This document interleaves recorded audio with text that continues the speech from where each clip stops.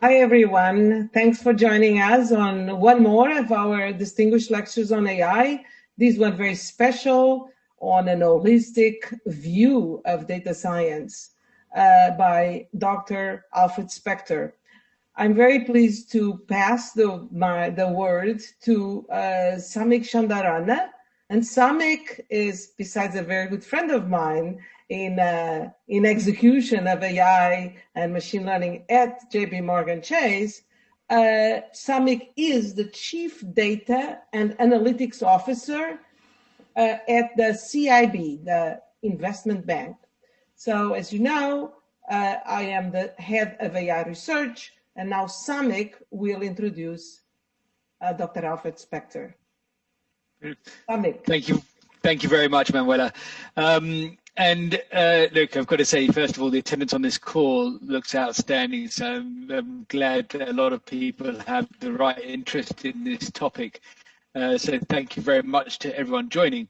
And for a lot of people on the phone call might have heard me speak before. And one of the really important things for me is that to make data science real and make AI real, it's a real combination of having the right academic skills and business knowledge.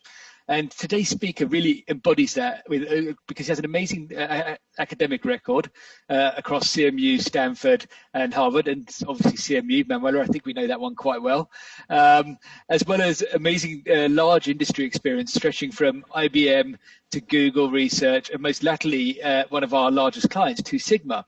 So he's been able to really bring together everything that he's learned from actually one of the pioneers in early networking computing, all the way through to how to bring data together to provide the right predictive analysis. But as you've seen in the introduction, when you are doing the right analysis with data, it comes with its own set of pitfalls and own challenges.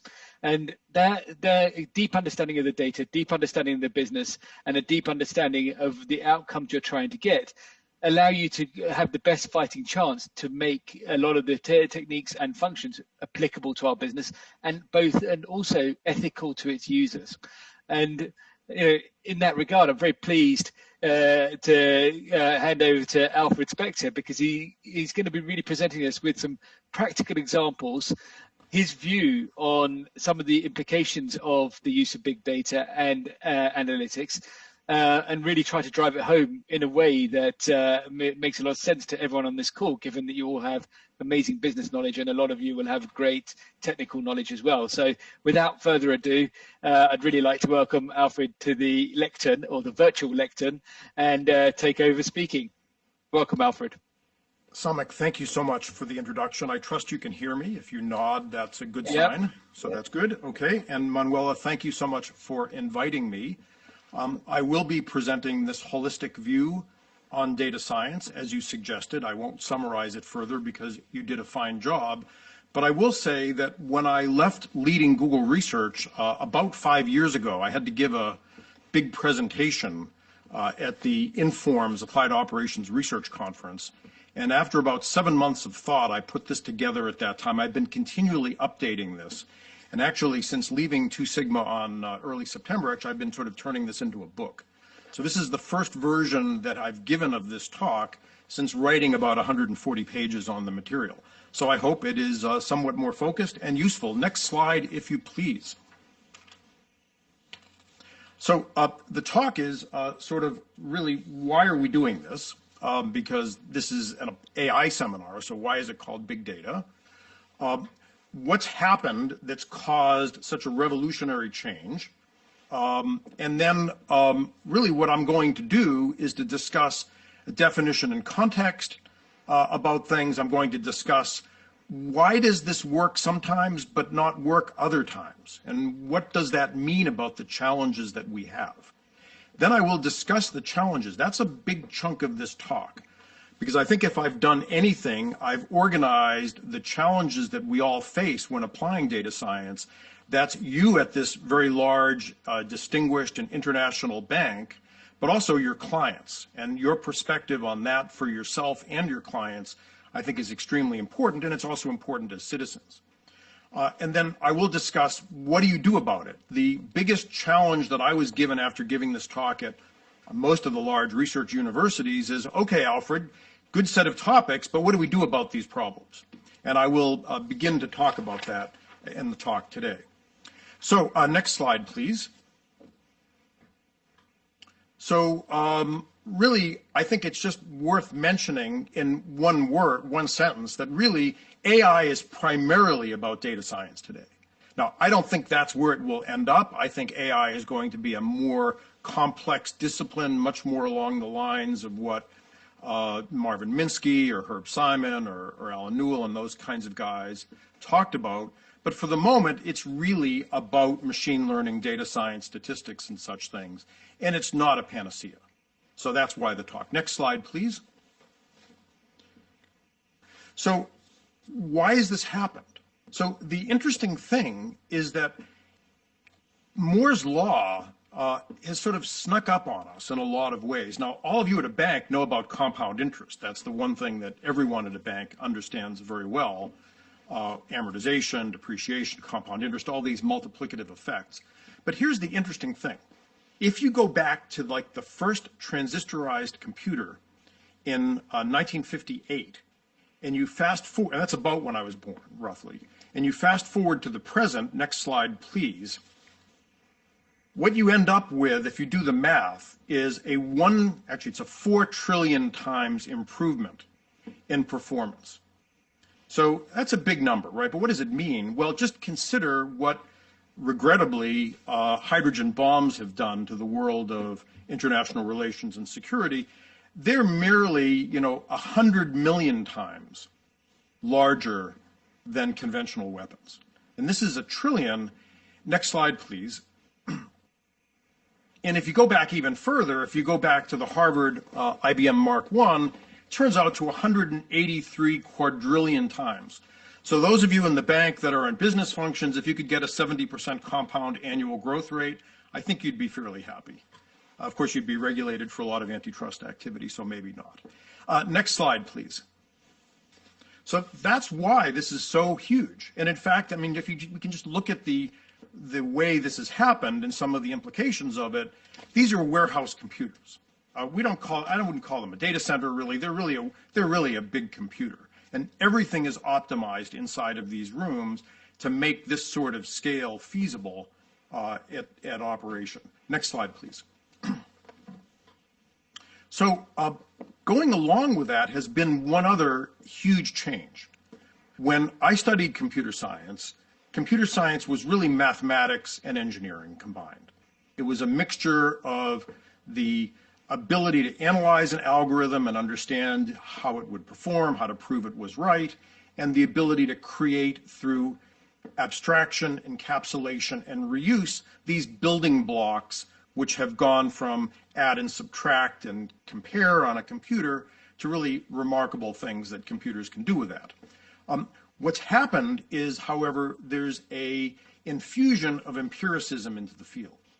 And that only changed after I got my PhD. That only really changed beginning in the 1980s with machine learning work that was going on.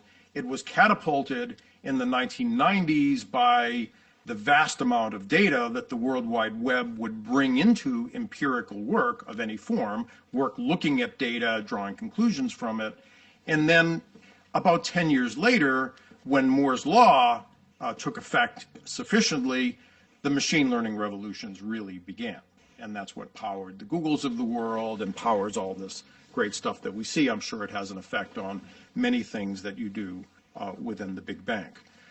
And at the time in 2004, when I was looking at it, what these things did, Moore's law and empiricism, it meant that computer science plus X, for all disciplines X, became interesting. So certainly there was computing in the earliest days of trading and such things in the banking world, and record keeping has been done on computers for decades and decades on banks. It's a long time since the manually printed passbook was in your bank branches, I'm quite sure. But the real growth of this everywhere has been CS plus X for all X. And in fact, it's the center of a lot of the best programs now in computing in universities. Next slide, please. Okay, so I said that this is sort of a revolution, this infusion of empiricism into the field. There are a few examples which I think prove my rule. The counterexamples prove the rule. Turing did mention learning. So Alan Turing, who is sort of the leading founder of the field, maybe along with John von Neumann in computing, he did mention learning in a paper in 1953. But to be frank, it's a tiny piece of what he focused on. It's a tiny piece of what anyone focused on. Even if you look at a chess-playing program that was built in the late 1950s by Arthur Samuels, it was still a tiny piece of what was being done. We were doing data processing, we were counting things, doing trajectories, scientific calculations, and the like. It's really later on, as I've said, that empiricism took hold. Next slide, please. So it's unsurprising that data science would have this revolutionary impact when coupled with all the data and all the technology. Next slide. And we will slow down a little bit after we get through this. So now let's talk about data science. Let's transition to that with that background that's kind of interesting, I hope. So I think we can't just look at data science as a set of database-oriented, map-reduce, vertical databases kind of thing. How do we keep the data? We can't look at it as just machine learning. We can't look at it as just statistics and understanding causal pathways. We have to look at it broadly because of the fact that we're collecting data from people and processes, and we're affecting people and processes in ways, and business, in ways that are extraordinary. So I define data science as a transdisciplinary. It doesn't mean you can just do a bunch of separate things and ignore the others while you're doing them. You have to combine them, involving computer science, applied math, so the mathematics of optimization, maybe operations research is a better term, statistics, and the humanities and social sciences. Clearly it's technology, but also it's processes. Every process has to change when you apply data science. Your website has to be very different if you're using data science in terms of what you present and what you gather from, say, your consumer bank, if you're going to actually use it, than what you would be doing if you were just had account reps on the other end of the line. They're human and computational for the setup, capture, storage, and valuable use of large amounts of data. Our goals are predictive analytics, optimization, and understanding. There are a few more, I'll mention a few more later. And the other big terms are big data, which you've already used, Samik, and that's really, I think, more the engineering concepts of how we conceive, design, and develop and operate systems that gather and process the data. That's sort of an engineering thought. That's more what's meant by it. And it's a bit amorphous. And then machine learning is how do we find algorithms, techniques for getting information for doing analytics, optimization, understanding from large amounts of data. Next slide. So with that, let's look at our successes just for a couple of minutes. You know them, you have zillions in your own bank. Next slide, but let's just do a couple. Speech recognition, as I'm sure you've heard, because you've had probably presentations on this. In just a couple of years, it went from a word error rate of about 16% of words in a stream of language down to under 6%. And that was, I'm actually very proud, I was leading Google Research when we did that. There were 2 interns that we brought in that catalyzed this effort. And that was the best thing our internship program probably ever did. It was amazing, and it paid for the internship program for that whole year with all 1,600 interns, no doubt. The Library of Alexandria, we have it. I mean, that's we can all criticize policy issues on search, but it's really quite remarkable to have 5 billion searches a day or more, plus or minus, being done. You see it in the realm of science. The Legacy Survey of Space and Time will be getting 12 terabytes of data per day. Just think about it. Scan the heavens continuously, and then look at differences in your scans. Subtract one scan from another, and that's a celestial event at a large scale. My firm that I was at for 5 years, we were routinely storing roughly 2 petabytes per month. And to put that in perspective, you know, that was, you know, even a reasonable percentage of what Google, I think, was doing when I joined Google in like the mid-2000s. So pretty large amounts of data, and of course Facebook is huge. So you see all these kinds of things. Next chart. So they really, it's easy to take these for granted, but next chart, please. And here's an interesting case study, because I think it's fun, we all understand music, and it has implications even in finance, which I'll mention, is they're ensembles of techniques that get to be used. So one can use collaborative filtering in music recommendation. If Samik likes a certain kind of music that I like, I might also like other music that he likes. So that's collaborative filtering. It was probably the first thing that was done on Netflix to enable Netflix to make sense out of the huge amount of data that they had, of number of movies that they had, and show you ones you might like. But you can also use semantic knowledge. So perhaps if you like Beethoven late symphonies, you'll also like Brahms. And if you like Beethoven early symphonies, perhaps you'll like Mozart. And all sorts of that information is learnable from Wikipedia, from knowledge graphs that can be built. And then finally, you can look at the raw signals. You could look at the waveforms and see, gee, that has distortion in it. That's a kind of punk group. I'd like that, and find others. So those can be put together in an ensemble. And by the way, the same thing can be done if you wanted to look at stock market prediction, right? If you're looking at momentum effects, that's sort of like collaborative filtering. If you're looking at fundamental analysis, what's Google's earnings going to be today, that's kind of like knowing the details of musicians and connections. And if you are one of the people that believes in technical analysis and reversion to mean and all those kinds of things, just look at the raw data and volumes. And you can build ensembles from that. So it's a very good it's a very good example, and it's been remarkably useful. Next slide, please. And in fact, there's a classic architecture for many of these things. Probably in the web world of consumer, this is, and you've implemented this many times in the bank, no doubt, users talk to some server, whether internal or external users. There's a machine learned model which the server actually consults. And the server provides a bunch of data to a machine learning learner, whether it's what users have been told or what users have typed. And there are other databases, maybe economic databases or other things, product databases if you're Amazon. Those go together into a joined stream of information, which goes back into the machine learning system, which improves the models, and hopefully a virtuous circle happens, and the thing gets better and better and better. One thing we'll go back to this is presumably the more use, the more data, the better it gets.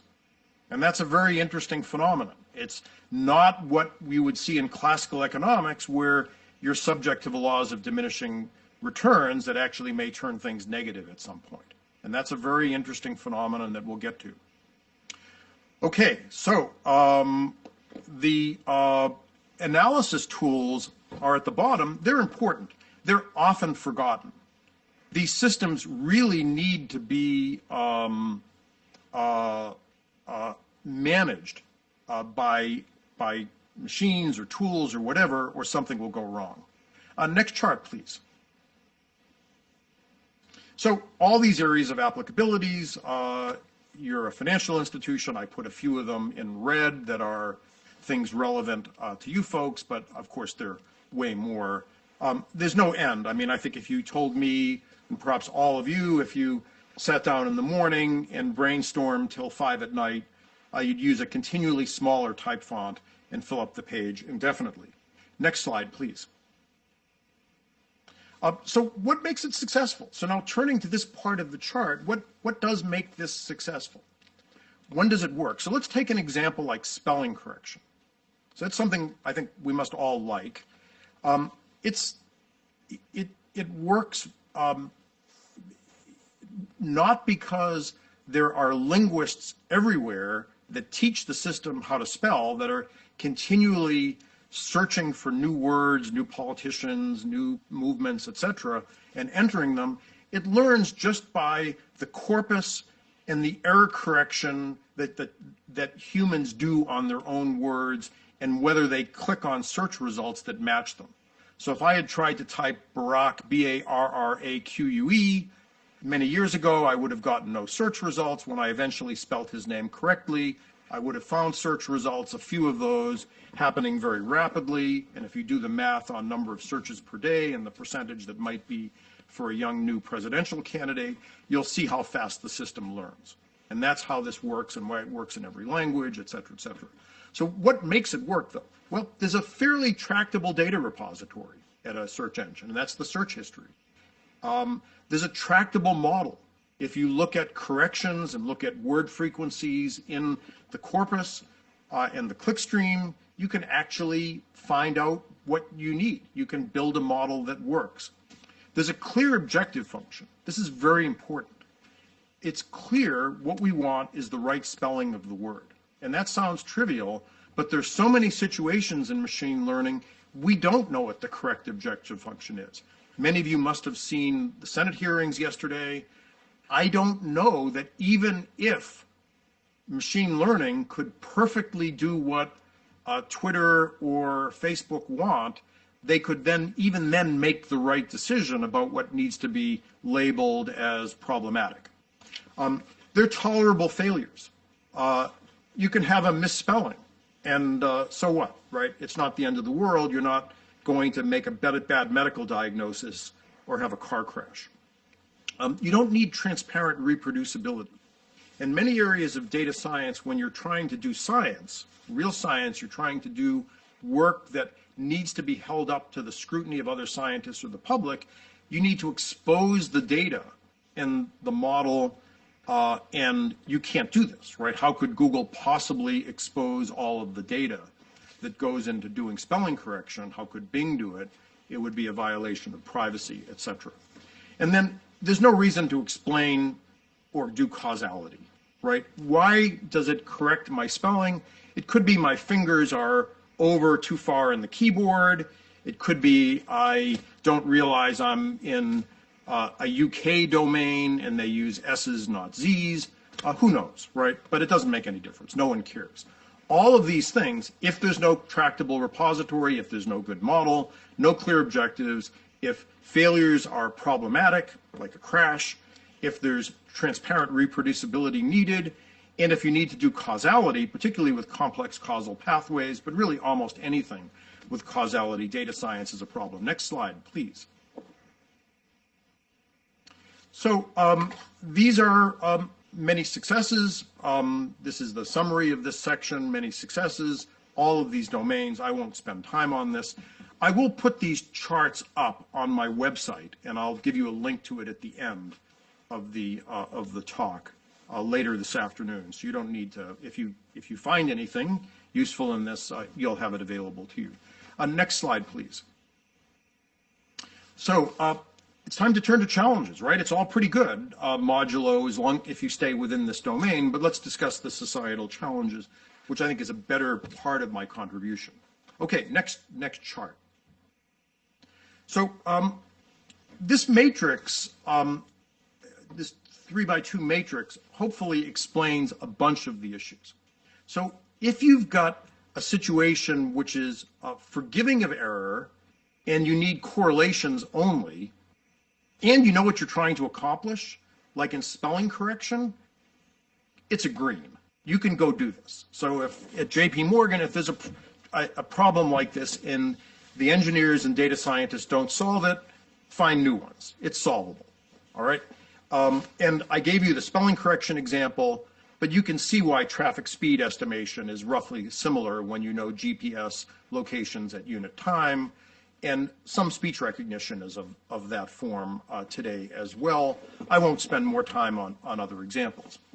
It gets harder if correlations are sufficient still, but they're less forgiving.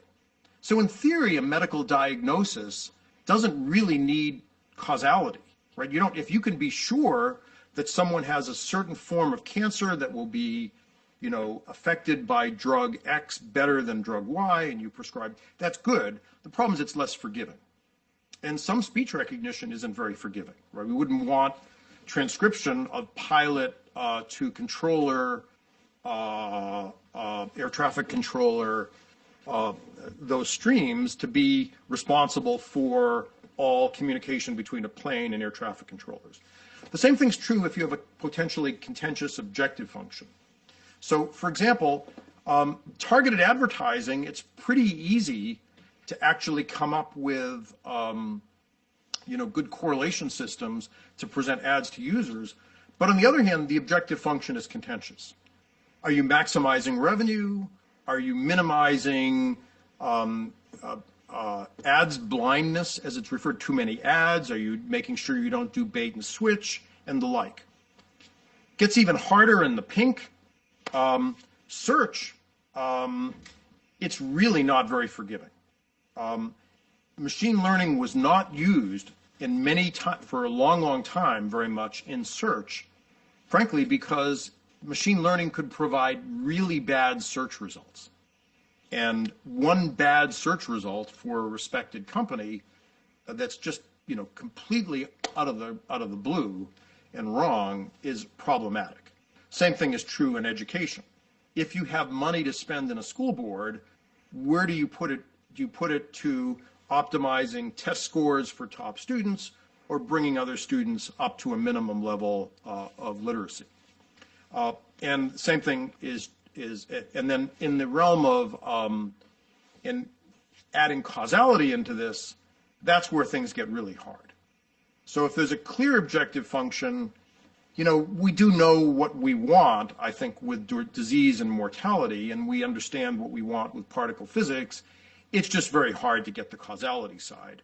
But then there are issues with, say, look at the COVID management. We know how to suppress the illness if you're willing to have absolutely zero economic growth and effectively chain everyone to their house for a month. But we're not willing to make those we can't agree on an objective function. Even countries in Western Europe seem to be unwilling and unable to agree on them. So very interesting sets of issues. Next slide, and I think that's how you have to think about this. Next slide. So here are 11 challenges, and I will go through some of them in detail, and I won't in others. But I think I will set the stage here and spend a couple minutes on this chart. So first, they're about half social science and humanities issues and half technical issues. A technical set of issues mostly, but not completely, relate to privacy, security, managing abuse of systems. That's because when you build these powerful systems, there are bad actors that will try to abuse them, and then building resilience into systems. There are lots of technical issues in machine learning, and I'm sure those of you in the AI research team, that's a lot of what you think about. The whole issue on data and bringing all the data together is really hard. It's a big set of issues unto itself. Problematic data, different codings of data, data reliability, and then there's issues of data ownership. This gets into the realm of really not technical anymore, or very little technical. It's really an issue of, in the social sciences, who owns data and what can be done with it and what's the liability if it's wrong. Technical issues are explanation, replicability, and causation. How do you explain what a system is doing to the, how do you replicate, allow people to replicate what it's doing for scientific exploration and understand causation. There's societal understanding issues. Society doesn't understand data. So and I'll get to this in more details, but by making vast amounts of data to the public, we're often confusing the public greatly. There are humanistic concerns, examples are, are we being reduced to just being direction followers by GPS systems? We now control the steering wheel, but they do all the strategy. There's the complexity of objective functions, and then finally, there's some very broad societal impact issues on probably economic inequality and on really the rules of economics given economies of scale. So we'll go through a few examples on some of these. Next chart, please. So just a few of these. Privacy, I think it's often the first topic that comes up. It is here. What I would suggest to everyone is that we need, and I'll get back to this, a definition of privacy that's really clear. I really believe privacy should be the topic about when personal data is released to others. That's what that topic should be about. It isn't that there aren't topics of whether data should or shouldn't be used for targeted advertising. That's a separate question. But that doesn't necessarily release any data to others. So if I had an account at a bank, I wouldn't want my data to be used under privacy rules for anyone else or given to anyone else. But could the bank use the data to, in some way, predict economic growth if I'm an individual? I think that's a different issue. And I don't consider that a privacy issue. All right, security is all the issues with lots of data. There can be risks associated with systems, and frankly, if we're dependent upon these systems, that's a problem. And then how do you build resilience and abuse resistance into these systems, because we're getting increasingly dependent upon them. One of the things to think about is if we are doing societal system-wide optimization at scale, because we want to do this, want to bring all the data together and want to make huge globally optimized decisions, does that lead to a monoculture and essentially huge resilience issues in systems? Next chart, please. Technical challenges. I won't spend any time here because there are many of you that know more about this, but you know, we don't, maybe the best one to say in a financial institution is machine learning doesn't usually do distributions. And finance is all about risk-adjusted optimization. So if you're not doing distributions and you want to do risk adjustment and you have a lot of variance or standard deviations on things, how do you deal with that? So it's a very interesting set of issues in this. I suppose also in finance, another very big topic for many things is that machine learning works very well when there's stationary distributions, but there's not stationarity in a lot of the financial issues that are going on. It's game theoretic. Next chart. This is an adversarial example. That's another issue, does possibly affect finance as well. The orange and black by many algorithms, even as in 2017, after machine learning had been around a long time, was declared with very high confidence by the best machine learning algorithms to be a school bus. And there are attacks you can make on systems. Next chart. I think I've mentioned the data pipeline. It's expensive. The inconsistencies are real. If you're doing multi-site hospital research, hospitals code data in all sorts of different ways. It's very unlikely to get good information. And there are immense numbers of stories. You can look these up if you have some interest in it when you have more time later, but I won't go through them at this moment. Next chart. Data ownership. So the public looks at it and says, gee, you know, you're making a lot of money from the little bits of data that I am adding to your system. If I contribute a correct spelling to Barack Obama back in 10 years ago, that was adding value to Google. Should I be paid for that? How are we going to deal with this, and how we deal with liability when there are data owners, data aggregators, algorithm developers, and operators in the self-driving car arena, for example? How can we possibly set these amounts today in realms of this form? It will be a very big challenge moving forward. Next chart. Machine learning systems usually can't say why, particularly if they're complex models. If they're very simple models, perhaps, but they can't say why. And can you really have intelligence without explanation? So I'm not sure I would have called machine learning artificial intelligence 8 years ago when the tech industry decided to do this, probably for this reason, but they did, so that's the way it is. It's not just, of curiosity that that's true. If you're an investor, you might want to know why an algorithm works. If a car crashes into a lamppost, you might like it to be able to say, I know this was bad and caused damage, but it was better than running over a baby carriage.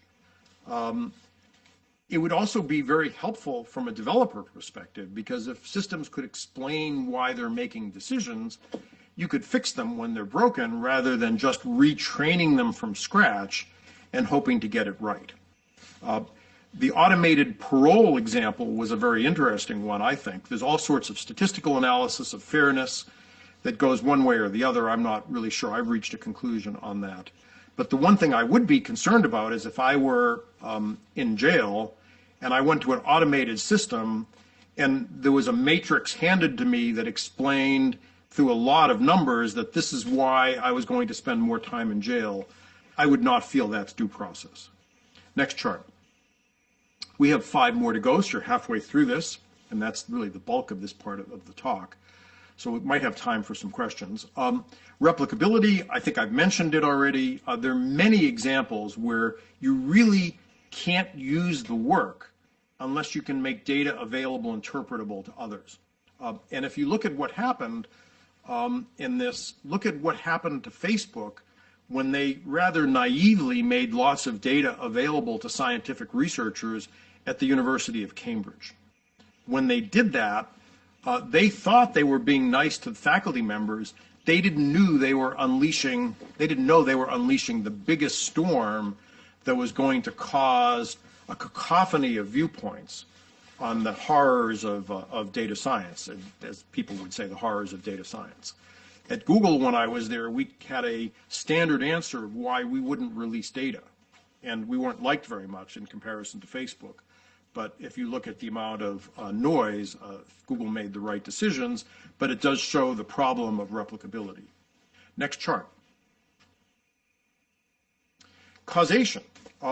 This is a topic Plato talked about, and it's so difficult.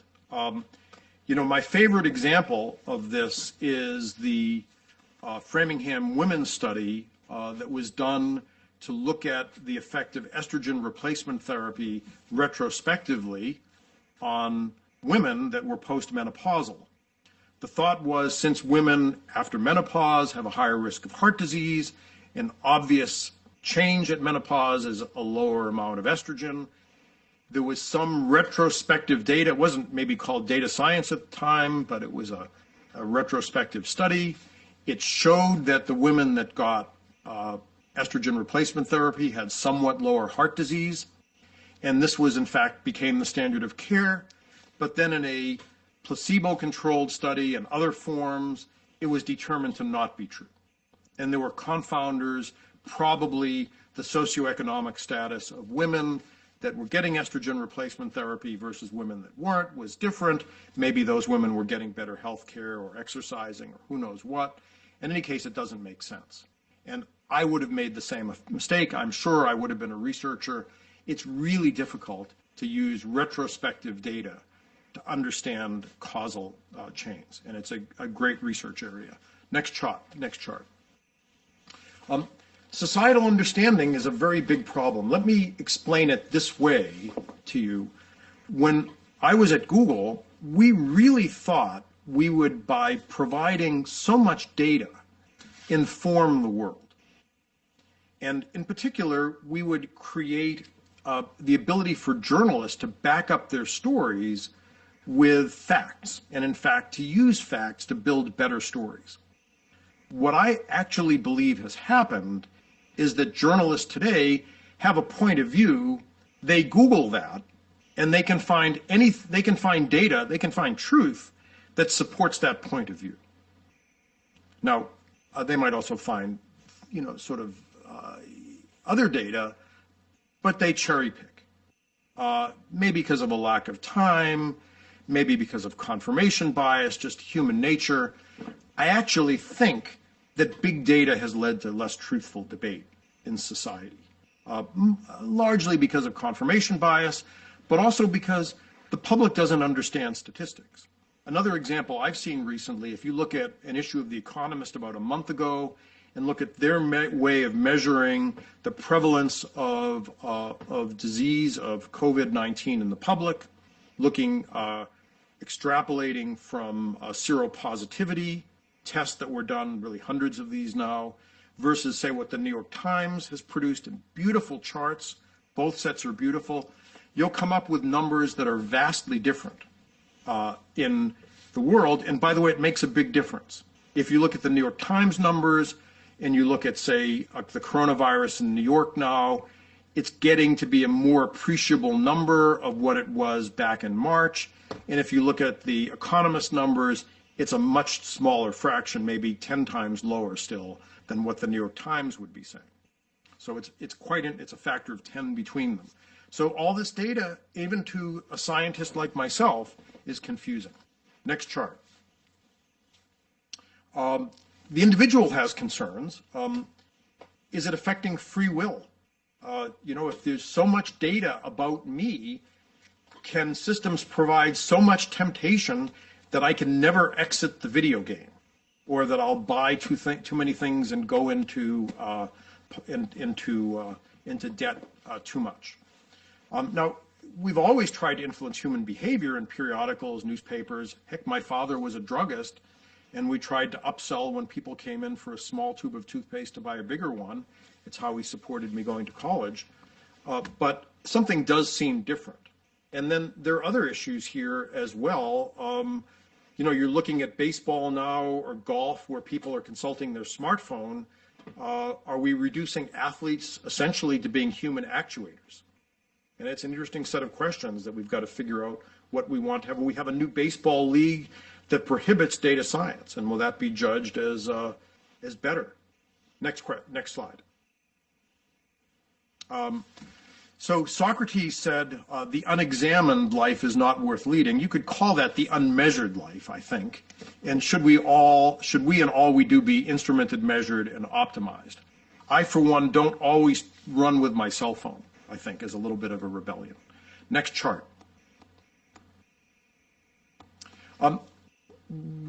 Perhaps it's clear to you all from what I said earlier, but what is the objective function?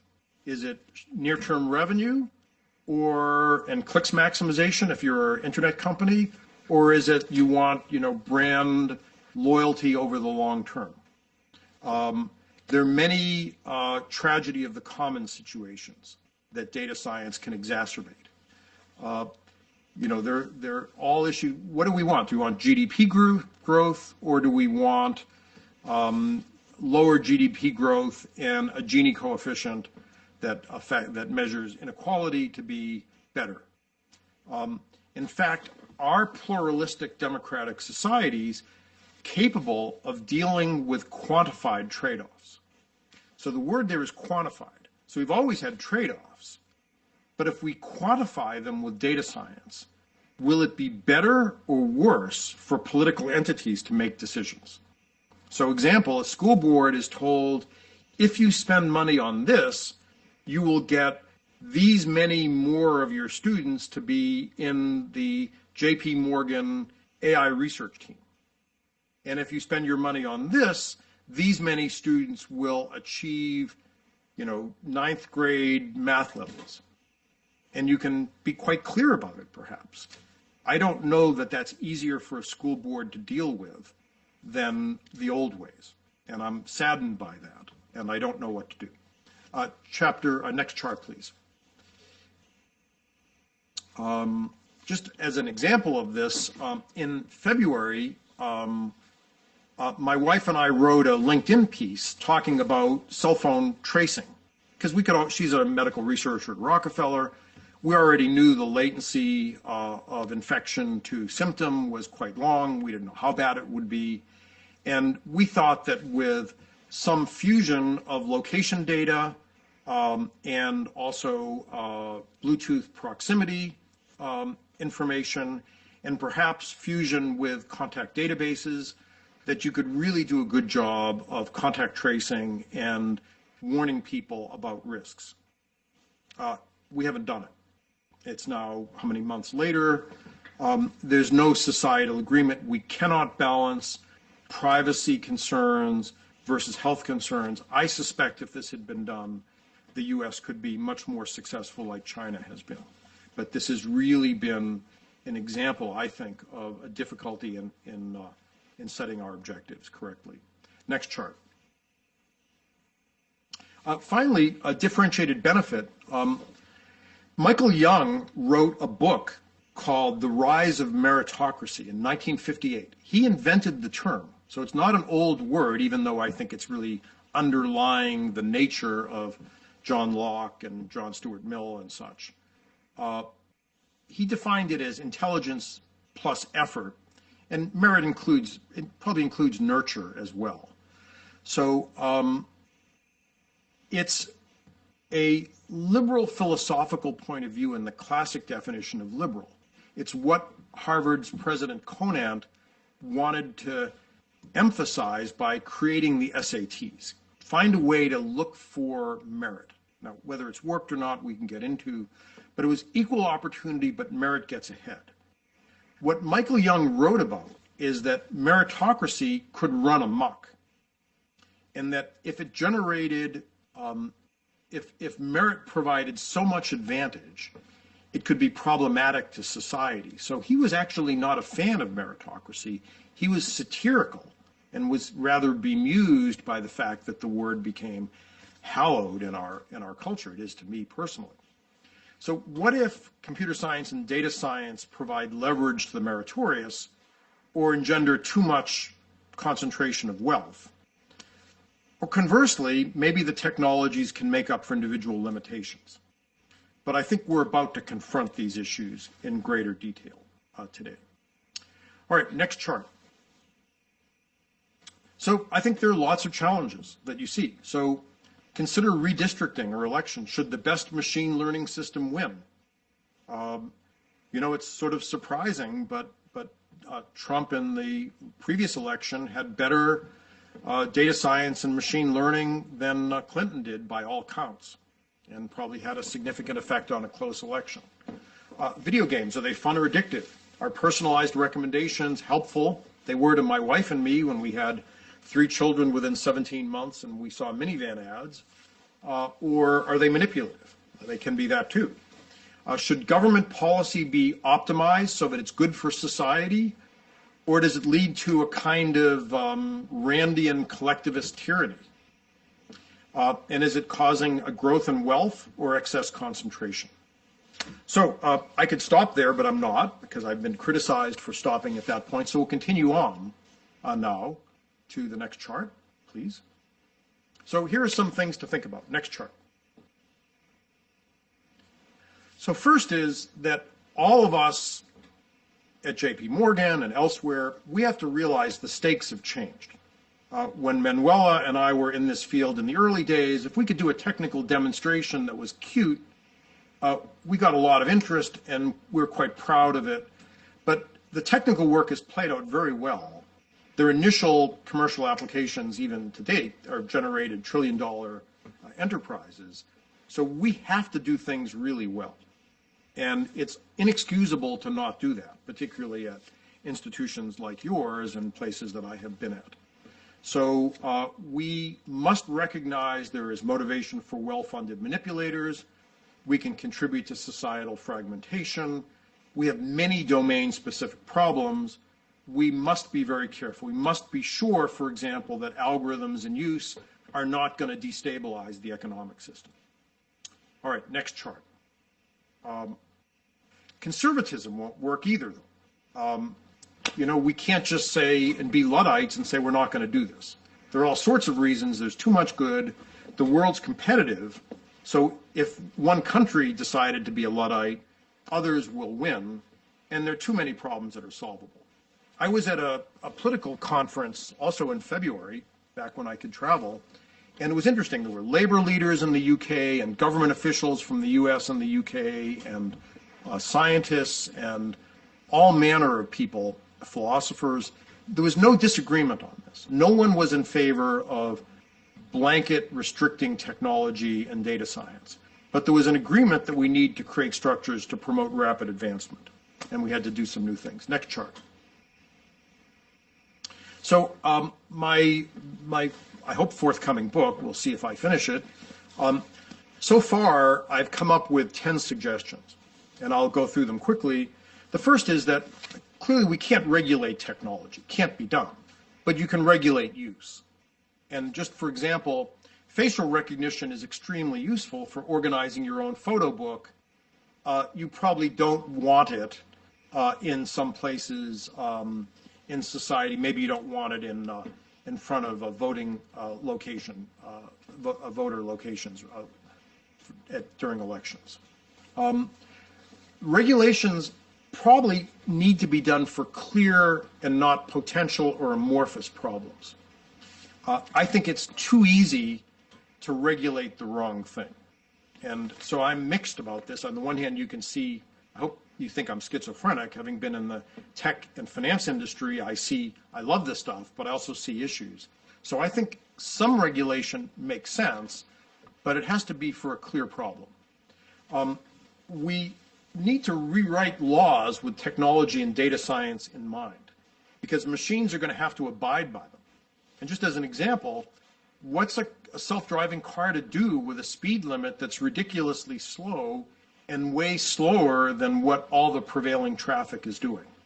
There are other examples. I mean, I'm sure at the bank you have to deal with issues of what do you do about the issues of redlining and the possibility that machine learning systems will discover correlates of zip code. So we have to think about that. How do we think about economies of scale and the impact on, if you will, the economic game that we've defined? We need a well-defined vocabulary. This is perhaps the easiest issue. If you are like me, you get into a discussion at dinner or over the phone these days with someone about privacy, and you get nowhere. And that's because everyone has a different meaning for privacy. I think we need to define our terms very clearly, and then I believe we might make some progress in reaching a coherent set of views. In education, there are a bunch of them. I now believe that everyone needs to take a data science class, whether in high school, which might mean elementary statistics and understanding scale of data and such things, maybe a little bit of programming in it, and certainly in college and beyond. We should broaden the benefits of using technology in data science education. There's no field better than computer science and data science to recursively apply the technology to the education. We clearly have places to do discipline and transdisciplinary research in this, and I think perhaps we need to do much more. In the university realm, the universities have to embrace data science broadly because it's changing all of the disciplines. It's changing history. Philosophy needs to deal with free will. In economics, there's a huge amount of opportunity to understand nowcasting and understand the effect on productivity. It's changing everything. So the universities have to not look at this as just a tool, but about how it's changing fundamentally the disciplines that they teach and study. And then finally, this came out of the Ditchley conference that I was at, I think we need new consensus building institutions relating to standard terminology, maybe definition of standard policies that everyone could adopt, maybe some trusted reusable content that reporters could refer to in scientific domains, and maybe even measurement and compliance. Maybe we need more underwriters labs notions where if a website had a star on it of a certain form, it would mean they're compliant with a certain standard, and that if you weren't, you'd be subject to Federal Trade Commission suit or something. So those are some ideas. You probably have many more. Next chart. I guess I'm trying to justify the spending, if there really were 1,000 people on the call, of spending 1,000 hours, or what is that, 25 person years of time at your institution. I guess as I think of your institution, you have to do great things for yourself and all of your clients, and I can't believe these topics are not related to what you're doing. Next chart. The recap is computer science has grown. It's this expanding sphere with empiricism built into it. Data science has grown with it and with advances in statistics, many challenges, and I think there's a lot that we can do moving forward in some of the domains I've mentioned. Now, I don't know, we have about 3 minutes left. I would be glad to try to quickly answer some questions. Next chart. And I will make these slides available at this website with about 3 or 4 fixes that I've noticed later today. Thank you for your time. Okay, thank you very much, Alfred. This was amazing. I mean, I want to stay in each slide more and more and talking with you about each one more. I really appreciate. I know let me just take a couple of questions and then we'll have a roundtable with ourselves together. So Samina, I know you have a question. Samina Shah? Yeah, so hi, this is Samina from AI Research Group at Jpmorgan. I have a very fascinating talk. Thank you so much for giving the talk. I'm sure like everybody was just glued to their chairs. My question is, as we think about different optimization functions and the potential behavioral change that an objective function could bring about in society and human behavior, as scientists, how can we use tools, or what kinds of tools do you recommend we use to think about future potential behavior change and unanticipated behavior change while we construct? Oh boy, I think you might have asked the hardest question. Thank you so much, Samina. I appreciate that. I'm never going to take a question from you again. No, I'm kidding. It's a very hard question. So look, if you read the book Nudge, right? The book Nudge says, look, we should be giving people subtle cues on certain kinds of things to improve their health. If you read the book Fishing for Fools by Akerlof and Schiller, Nobel laureates, they argue, firms are nudging people to, God forbid, charge more in their credit card, which I'm sure you do, maybe not you personally, and we see China that will be nudging people for societal coherence. I think as technologists, we have to think about ways of not making policy decisions, but of coming up with ways of characterizing the impact of what we do and explaining it and making it transparent. And if we could provide transparency to decision makers and maybe the public at large, maybe that would be the answer. So if you get, if you got to be blunt about it, if you got a brochure that, like from the bank, that said, charge more on your card now, maybe, I don't know, I don't think you'll like this, but maybe it should say, our goal is to get 8% people to have more credit balance, which will, we think make them happier because they'll have products today, but it will also add 3 cents per share. I don't know. So I really don't know how to answer your question. I think this is the stuff of political science and social science, and as technologists, we have to make the information available somehow. I gave you an extreme case. Very nice.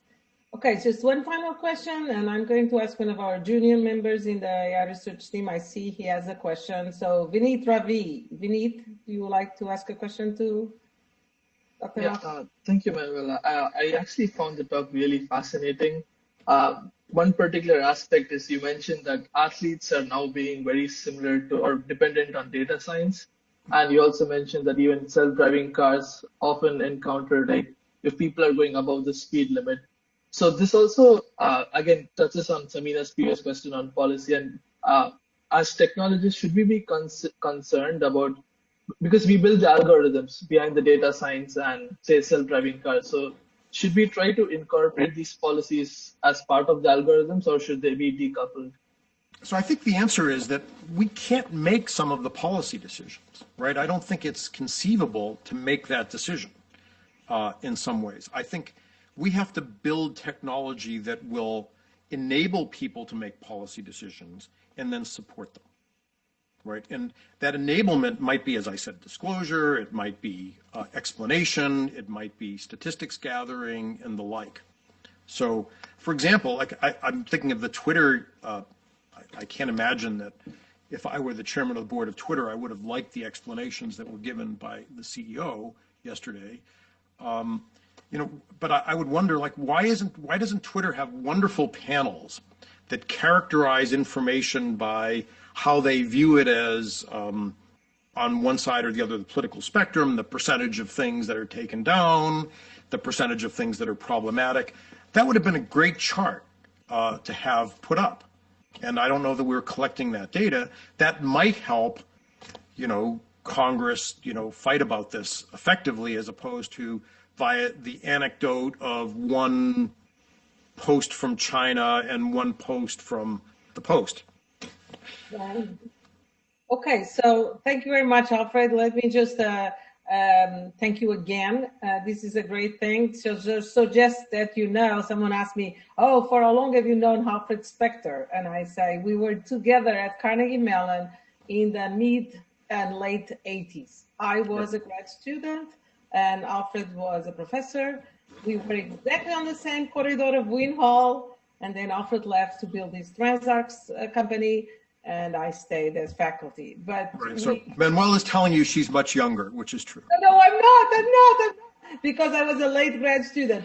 I'm not, but it's like that kind of having followed. Alfred knows me for a long time, knows AI research. We have been like talking when he was at Google, when he was at 2 Sigma, I mean, we have been talking all the way through. Yep, and so it's been nice. It's a privilege to hear you talk, Alfred. It's nice. Well, I hope it was useful. Again, I really thank you for the time, all of those of you that have hung around this long, and thank you for investing so much of your time in it. I appreciate it. And Alfred, you do have the number for the roundtable, right? I do, yes. Okay. Thank you all. Thank you very much for participating. We'll announce the next distinguished lecture, which probably will be in January. Thank you. Bye.